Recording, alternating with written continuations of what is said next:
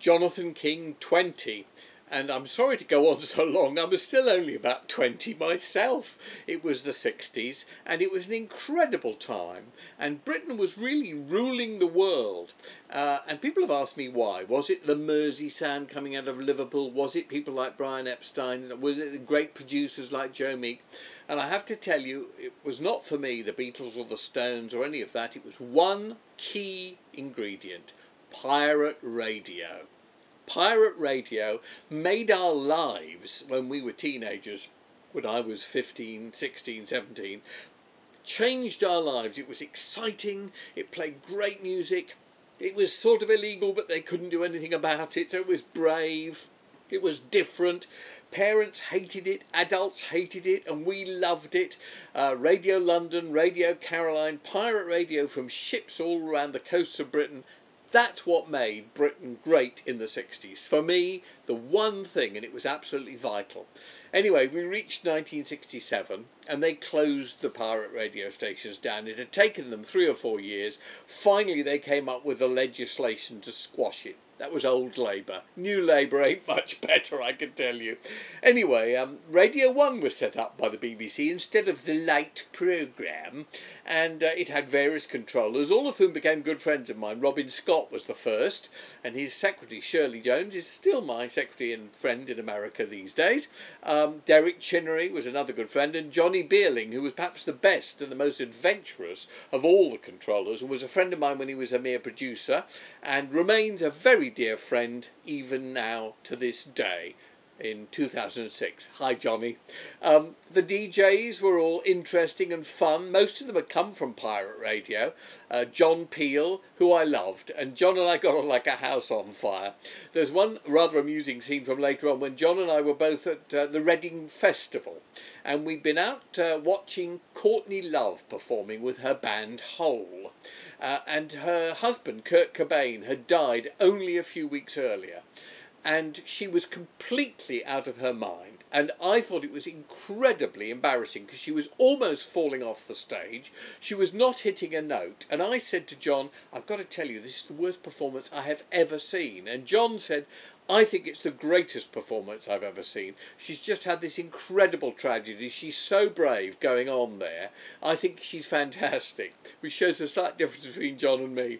Anyway, John and I went backstage. We were sitting on the ground. There wasn't anywhere to sit backstage when the set finished and Courtney came out and sat on the top step of the stairs leading down with her head in her hands and her legs akimbo. And I looked at John and John looked at me. And Courtney was clearly not wearing any underwear. And I said to John, John, I think we've just seen Courtney's hole. Peely and I were very good friends, and in fact he was the one who advised me to take on a brilliant guy as an executive to run my UK records a few years later, which was Clive Selwood, who had run Dandelion Records for John.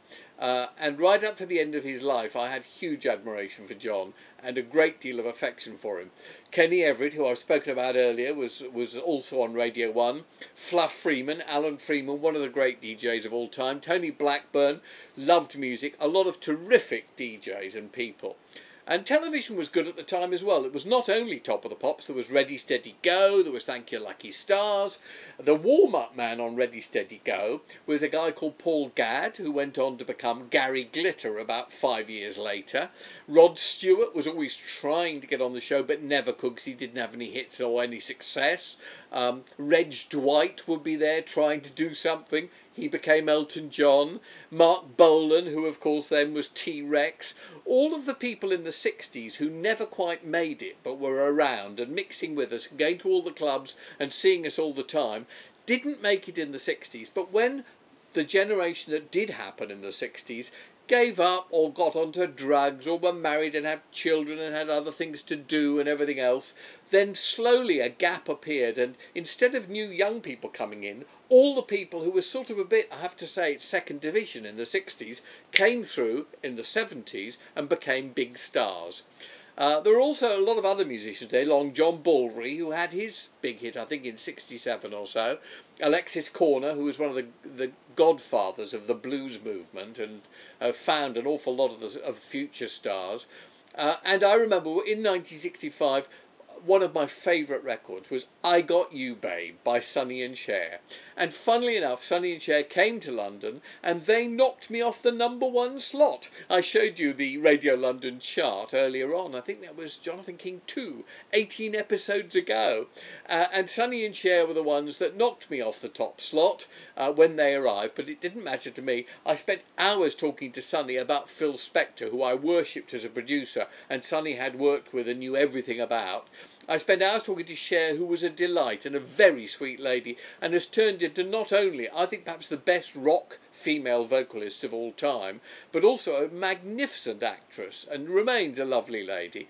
And we got very friendly. I remember Cher's daughter was around at the time. Not daughter, I mean sister was around at the time as well. It was a marvellous, marvellous era, and so therefore I need not apologise for going on about the 60s at some length.